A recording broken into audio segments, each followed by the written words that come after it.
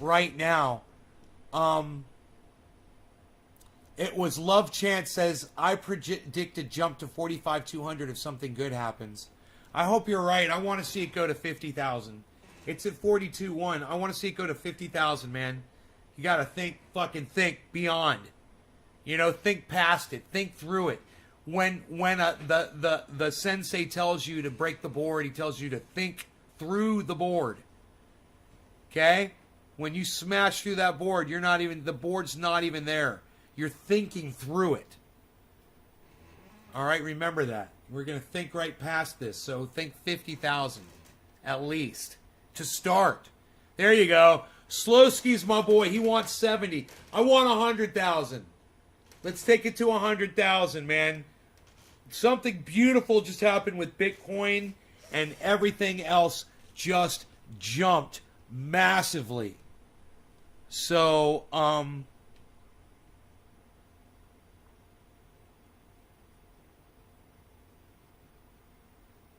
I going to pull those profits on Matic?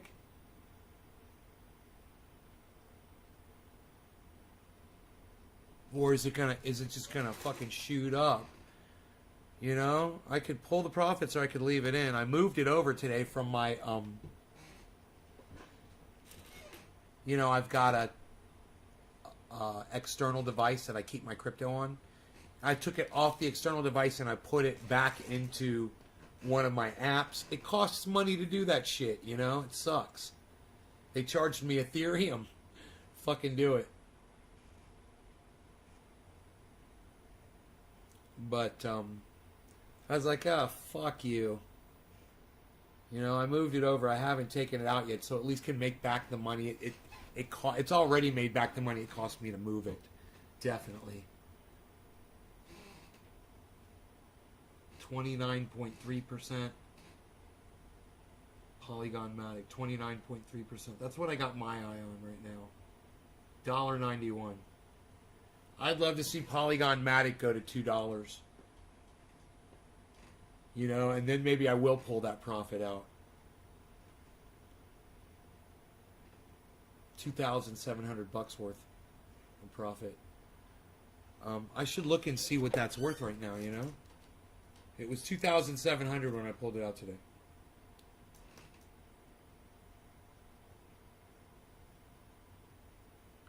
Okay, I'm going to check it.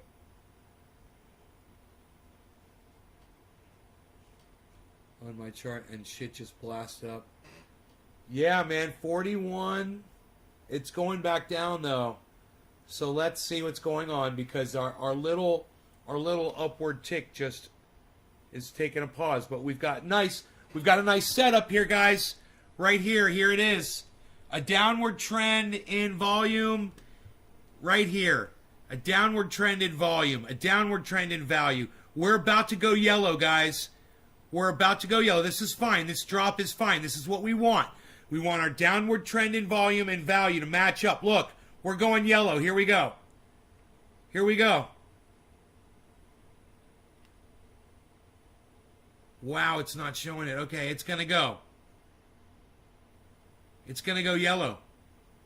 And it's going to go up. It's going to go yellow. It might not be this candle, but it's going to go yellow. This is exactly what we need on a setup right here to go upwards. Let's see what happens. I'll look over here on the big screen. It's a big red candlestick right now, but it's going to go yellow, man. It's a setup. It's a setup, man. Come on, man. Blasting. Green volume. Yellow candle. Come on, green volume. I've seen this so many times. Come on, green volume, yellow candle. I don't want to take my eyes off the screen. And come on. Here we go. Boom! Yellow flash. I saw it. There it is. I knew it was going to happen. We were set up for it. You guys know how to read these charts just like me now. It's so simple. 1 minute chart on Bitcoin. Downward trends match up. You're getting ready to go upwards. You're going to see that yellow flash. You're getting ready to go up. All right, here we go. My deposit today is worth now, oh my God, dude, it was It was $2,700. Now it's worth $3,500. I don't think I'm going to pull out the profit now, man. Holy shit. Maybe I should right now, man. Maybe I should. Oh my God. Can you believe that? 3,000. It's worth $3,500. What was $2,700 earlier today, guys? It's gone up that much. It's like a fucking date. It's like I just did a day trade, but I didn't pull anything out. All I did was move something. It definitely paid for the fucking transfer, man. How much was the transfer? It cost me, where's the fucking gas fees at, motherfucker?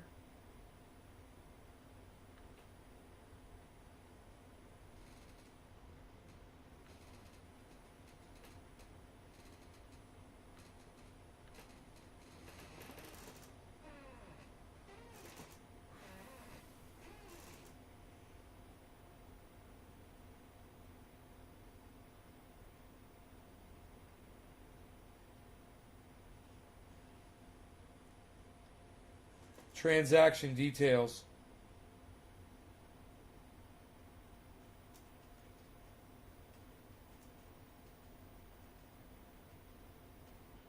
Transaction fee. $23.32 worth of Ethereum. Gas price. Barely anything. It's like 0.000000149 Ether.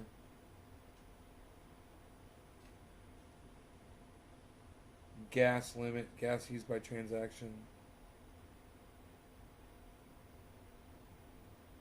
So it way paid for the fucking transfer fee. That's nice. So I'm looking at a lot of profit there. I could pull it out, or I could leave that bitch in and say, hey man, this is going all the way. Dude, my portfolio is blasting right now. And Bitcoin, my Bitcoin holdings are way negative. I'm in the alt season, son, right now on my portfolio. So I'm way down, thousands and tens of thousands of dollars down on my Bitcoin, guys. From what I bought, I'm tens of thousands of dollars down from what I bought. And I'm okay with that. Totally fine with that. You know why? Because my overall portfolio right now is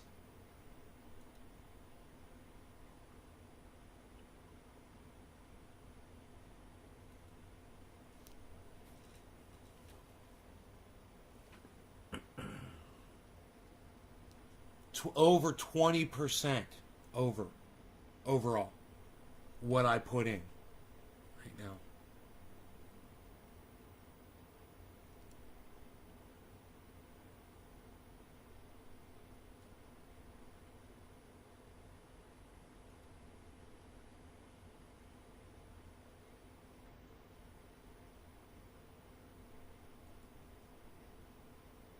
%46 of my holdings are Bitcoin.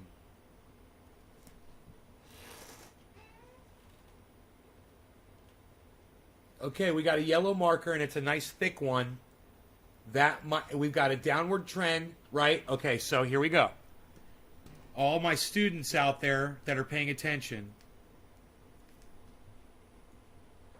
Okay, what we've got right here, we've got a nice downward trend. Got a real nice downward trend. We've got a nice downward trend right here, guys. You see this? They are completely matched up. This is matched up with this, means we're going up right now, man. This yellow marker is our signal that we're about to blast upwards. After seeing this and seeing this, you guys, this is the 1 minute chart. This is a free software. It's on Crypto Watch desktop. All of you guys can use this for free. Like I said, there's that green candle going up, guys. I'm not even surprised at all. I'm surprised the bottom is so low on that green candle. That's a little troubling. I don't like where the bottom is on that green candle. But I'm seeing if we get a high bottom on the next one right here. So if we get a bottom on the next candle and it's way up here, we're going to be loving it. Then my prediction will totally be true. And we're going way up. But we got to get a high bottom. And right now it's not looking too good. We need a lot of volume. We need a lot of green volume down there, not red volume.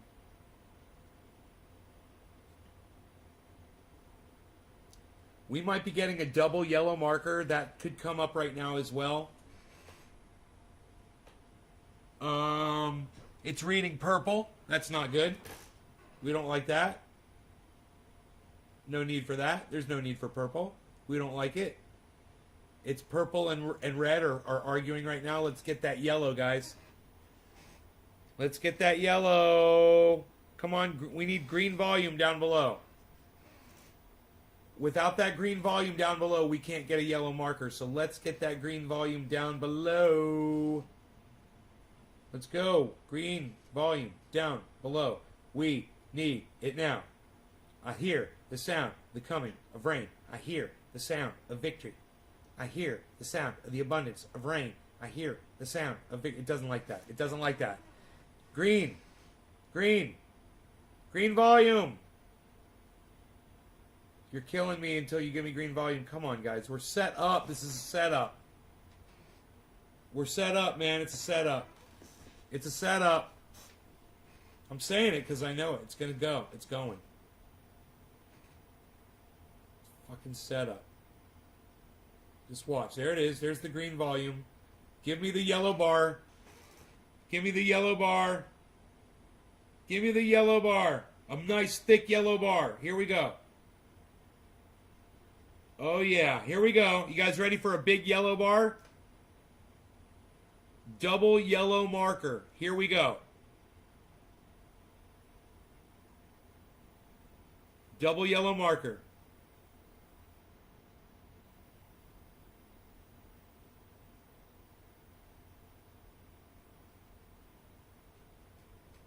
Flip it back. Flip it to yellow. It's going to go yellow. I don't care that they passed it. It needs to go yellow. Flip it yellow. Flip it yellow. Flip it yellow.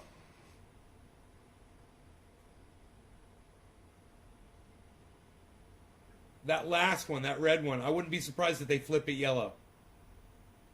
It's totally meeting all my expectations. And I've seen them change markers before. So I won't be surprised if they change that last one to yellow.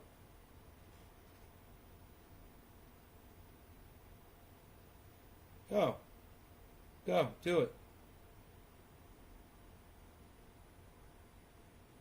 You were so close to doing it. You know you wanted to be yellow. You wanted it to be yellow. Totally wanted it to be yellow, bruh.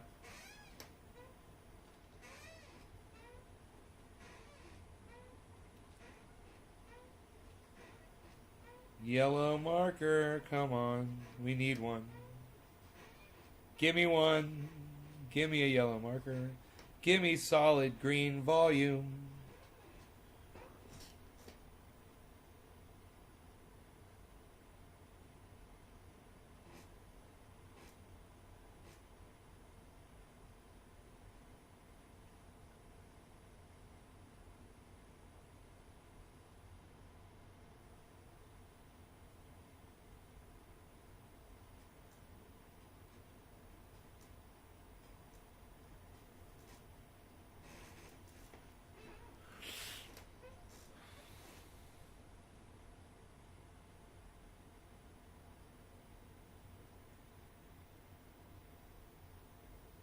What's it going to do here, guys?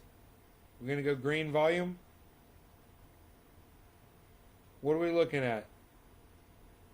Green volume, yellow marker. Dude, it is such a setup. It's a double ramp setup. So going to blast green right now. Look.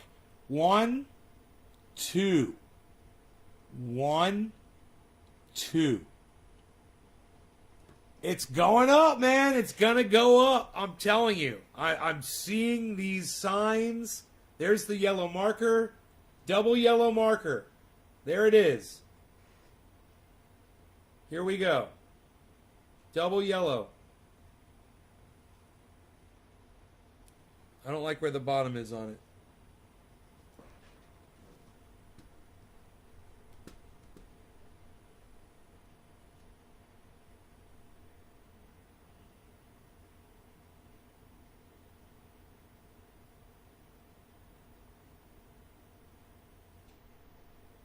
Dude, I just watched Polygon Matic go from $1.81 to $1.87. This went from 3.5.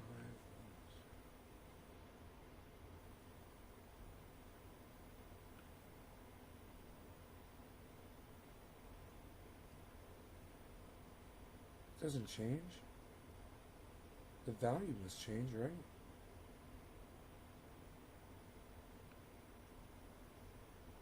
Huh. Why isn't the value changing? That's weird.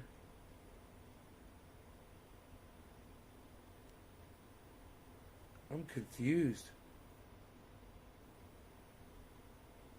Oh, it just went down. Dude. $1.89. Was it at $1.91 and now it's down to $1.89? Or was it $1.81? I can't remember. Son of a bitch. I think it was $1.91 and it's dropped. Yeah. It's at $1.86 right now. Oh no, I'm looking at the wrong. No, it's at $1.89. It's at $1.89.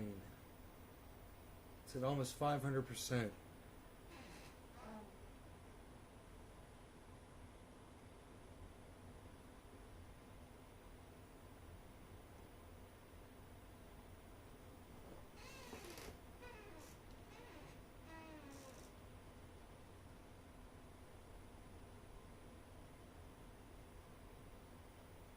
Wow. I'm like, should I sell it and pull the profit out while it's so fucking high, or is it going to just blast and go super higher and I'm going to be sad that I did it, you know?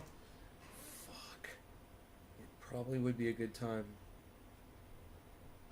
I saw it way higher earlier though. It's at 20%. I saw it at like 50%.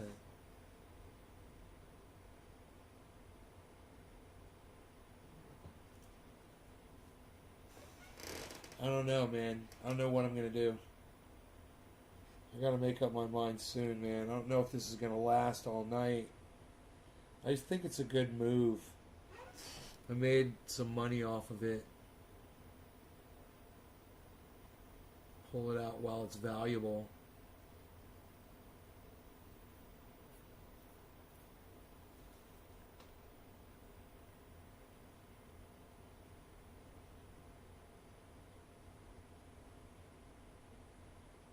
As I watch it slowly go down in value, dude, as I'm sitting here trying to make up my mind, I'm like, oh, I'm watching it go down in value.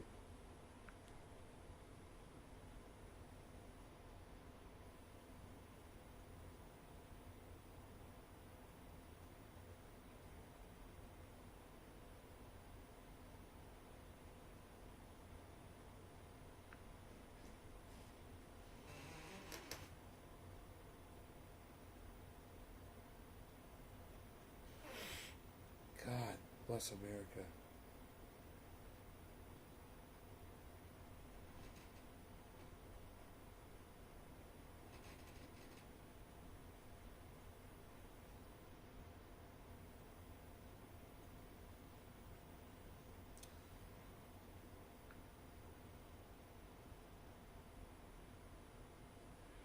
Actually, it's kind of low over the week, man.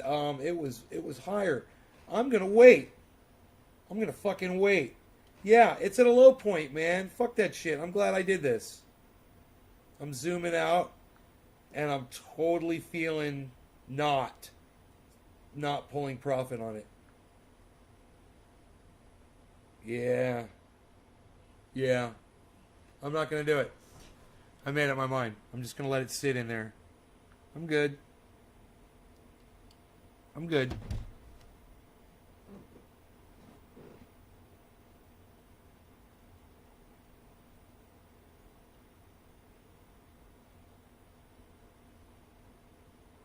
It's just you're supposed to have this exit strategy, you know, before the whole market crashes in the end of July, early or mid-August is when it's supposed. Well, it was like August 26th or something like that.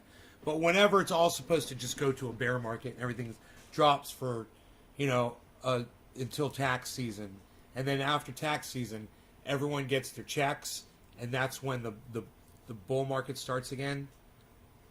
So it's, you know, people are preparing for that. They pull their money out to pay their taxes.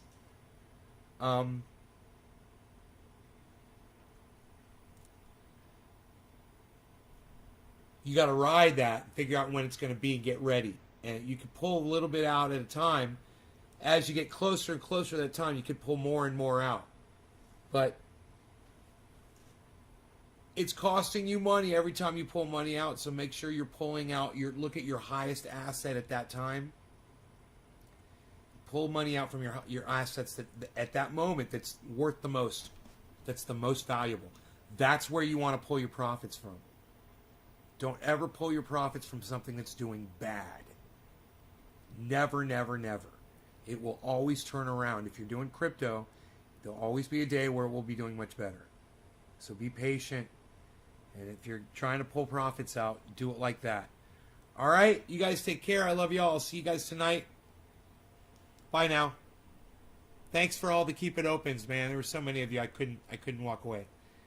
All right. Take care, y'all. Bye-bye.